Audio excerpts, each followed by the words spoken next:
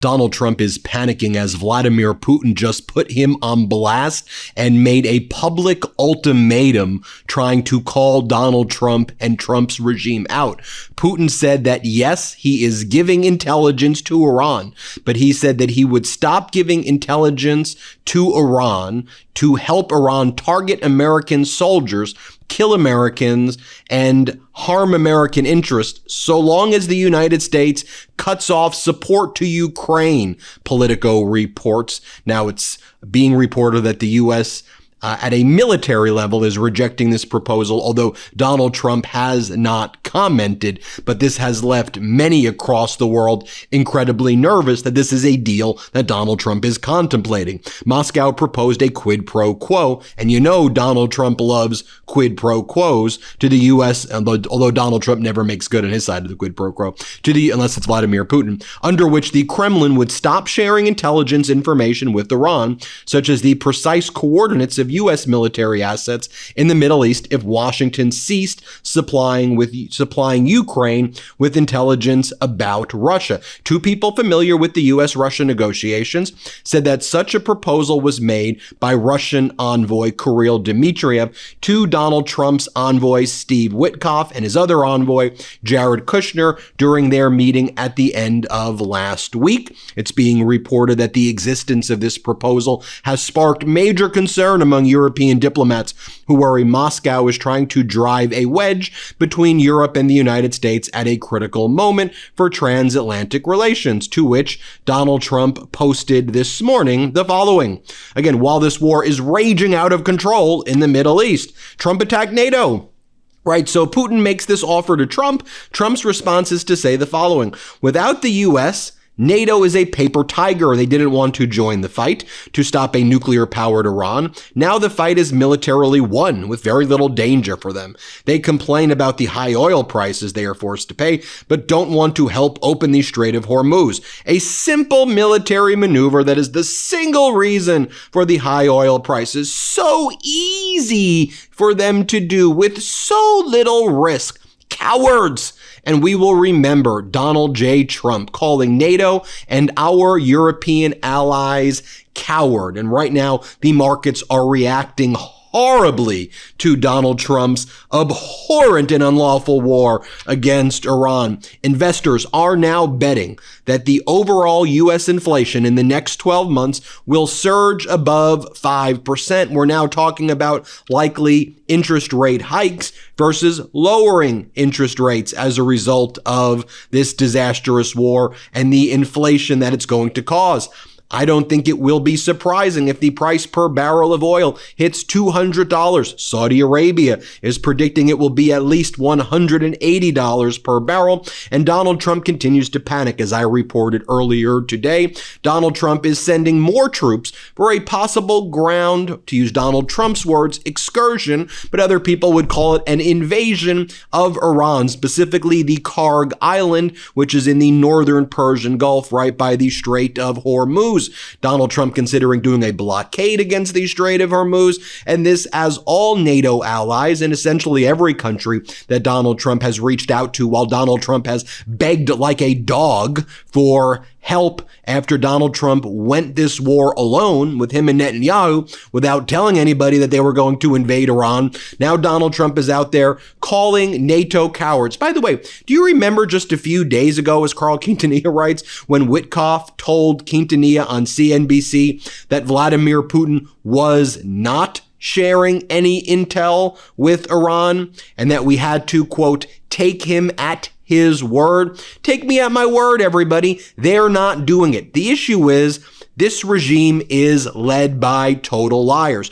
Just a reminder, here is what Witkoff said last week, right at the same time that Russia told Witkoff, we are providing Iran with intelligence. By the way, why do you think Iran has been effective in being able to shoot these American Reaper drones and able to shoot these assets and these energy facilities? They're being helped by Russia. They're probably being helped by China as well. Here's what Witkoff says. Play this clip. I can tell you that yesterday on the call with the president, the Russians said that they have not been sharing. That's what they said. So we can take them at their word, but they did say that. Now, here's what Senator Joni Ernst had to say this morning about the possibility of a ground invasion of American troops in Iran. Play this clip. Senator, the Wall Street Journal reports that the Pentagon is sending 3 warships and thousands of additional Marines to the Middle East. Now, the president says he doesn't want boots on the ground in Iran. So what are these Marines doing there? Well, they provide a lot of leverage, Stuart, and I just love the president when he keeps the reporters on their toes. We shouldn't be telling people what we are going to do and when we are going to do it. But believe me, President Donald J. Trump has the best interests of the United States at heart, but he also loves our men and women in uniform. He will not engage them unnecessarily. I know that to be true. So this is why it's so important that we do have partner nations stepping up, whether it's to assist in the Strait of Hormuz or whether it's to help stabilize in the Middle East. But President Trump is very good about this. He's going to use what leverage he has, and we all will be so much better for it, Stuart. I'm going to change the subject, Senator. Now I want to bring in North Carolina's former governor, Governor Roy Cooper. Governor Cooper, great to see. Obviously, a big Senate race in North Carolina. Everyone's saying it's the must-watch Senate race. You versus the former chair of the RNC, Michael Whatley. I want to chat about that race, but I want to get your reaction, of course, to what's going on with this disastrous war in Iran, unauthorized. I mean, obviously, our troops are first rate. They're going to do everything that our troops are, going to do. The issue becomes, is there even a plan, any coordination with allies? And of course, now how this is impacting the people here at home. So just wanted to get your reaction to everything, Governor. Yeah, I am grateful for our troops who have stepped up courageously and have eliminated some of the leaders and damaged weapons of an evil and oppressive regime. And we mourn the loss of service members who've given their lives. But right now, we don't know which of the many reasons that have been given are true as to why we got into this war. And we certainly don't have an exit strategy. And now I see that $200 billion is being requested from Congress to fund this foreign war in the Middle East. That'll pay for a lot of affordable health care. We already know that families are struggling with costs. So many families having too much month at the end of the money, struggling with rent and utilities and healthcare and childcare. And now comes gas prices, which have increased almost $1 a gallon just in the last 3 weeks. That's frustrating from the American people. We deserve answers here, and we're not getting them. Not only are we not getting answers, we're just seeing zero leadership at all.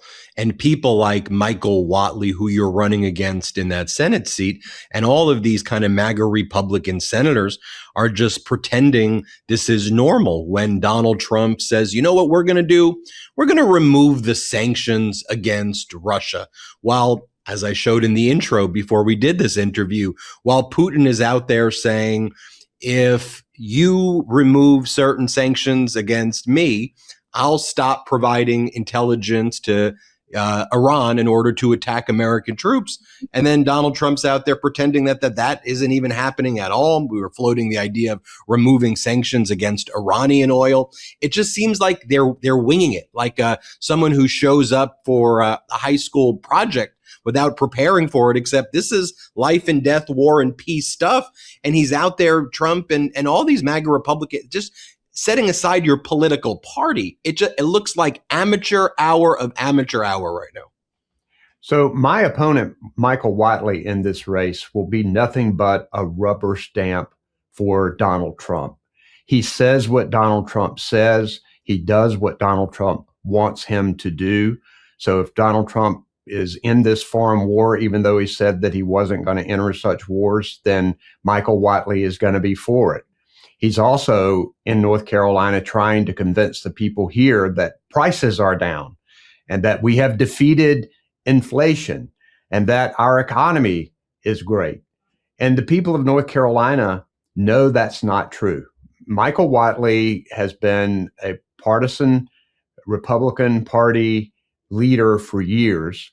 He has spent a lot of time in Washington. He is the consummate Washington, D.C. insider, having worked on the Hill for Republicans, became a big oil lobbyist, made a lot of money doing that. He was the chair of the North Carolina Republican Party and recruited right-wing candidates like Mark Robinson, who ran against Governor Stein last year, the self-described black Nazi Mark Robinson said he was. This is the kind of candidate he is. And in fact, he is also an election denier. He still insists that Donald Trump won the 2020 election. We do not need that kind of person representing North Carolina. And folks, this is going to be a close race. Even with what's happening right now in this country, it's hard to believe, but North Carolina hasn't elected a Democratic U.S. senator since 2008. And that year, North Carolina voted for Barack Obama. Polling shows this race close. I'm going to need your help because this is the number one flip from red to blue U.S. Senate seat in the country. The way we deal with this administration is put the checks and balances back in that the framers of the Constitution intended. And helping us, you can go to roycooper.com and help us and learn a little bit about our campaign, learn about our Make Stuff Cost Less tour, which I'm very excited about. But I know the frustration level is high out there. We just got to channel that frustration to win elections right now. And this is one we have to win. Look, if we were going to do this interview without this war taking place, we would have talked about how difficult the economic situation is for most Americans other than Donald Trump's Epstein class, billionaire crew. We would talk about how the Trump regime has ripped away health care from so many people in North Carolina and across the country, how people are struggling to make rent if they're able to make it at all, how they are psychologically tortured living paycheck to paycheck, how inflation was rising, how Donald Trump's tariffs against the world were an absolute disaster, and how after losing with the Supreme Court, he invoked another law unlawfully to make even worse tariffs after the Supreme Court said no. So that's what this would have. Now you add on top of it the war. And I know we're talking a lot about, the Strait of Hormuz, the oil being shut down there, but we should also be talking about fertilizers, helium, how that's impacting our farmers. Our farmers are saying they need at least another $12 to $20 billion bailout again because of the fertilizer costs after Trump screwed them with his trade war against the world. So everything now that we would talk about feels like it's compounded. And again, your opponent, Watley and others are acting like this is like great. Like, yeah. I think Hegseth said, we should be saying, thank you. Thank you. Yeah. Not only are people frustrated that this administration is not focusing on what it said it would, which from day one was to lower costs from people, and instead is focusing on a foreign war that we still don't know the reason why they got into it. But they're compounding the problems that people are facing because things cost too much. These tariffs, we know the damage that they've done, but now with the war, we don't even really know how bad the economic repercussions are going to be. We already see it at the gas pump. You're going to see it very soon because every business that has to transport something from one place to the next is going to have to pay a lot more. And then eventually is going to come down to the small businesses and the consumers. So we know that this is going to hurt people in the pocketbook when they're already struggling. And then putting our brave soldiers, their lives on the line here. Look, some good things have happened, but it doesn't seem that we have a plan. And I think it's critically important that in Congress, we have senators and members of Congress who will stand up, take constitutional authority back, make true checks and balances, in place. You know, the constitutional authority on trade and tariffs. Congress needs to grab that. Declaration of war. Congress needs to grab that. Budgetary issues. Congress needs to grab that to make the system work like it's supposed to work, so we can actually help those everyday people who are so frustrated right now because Stephanie, who's a teacher I just talked to last week, can't make her ends meet at the grocery store.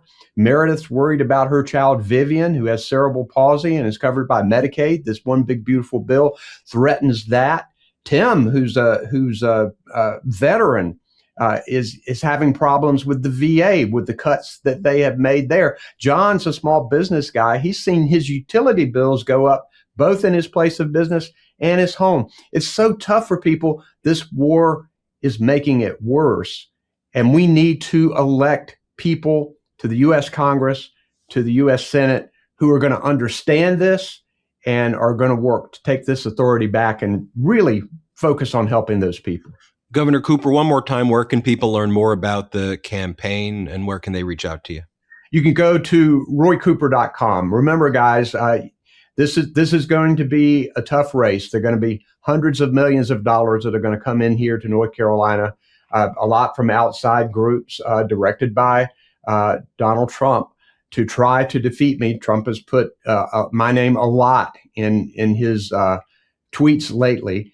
And we've got to make sure that we are ready to fight back, because we can't have a path to taking back the Senate majority without taking back North Carolina.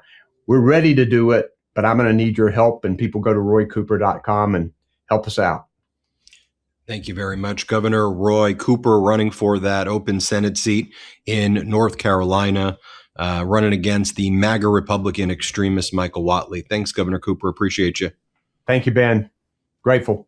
Everybody hit subscribe. Let's get to 7 million subscribers. Want to stay plugged in? Become a subscriber to our Substack at MeidasPlus.com. You'll get daily recaps from Ron Filipkowski, ad-free episodes of our podcast, and more exclusive content only available at MeidasPlus.com.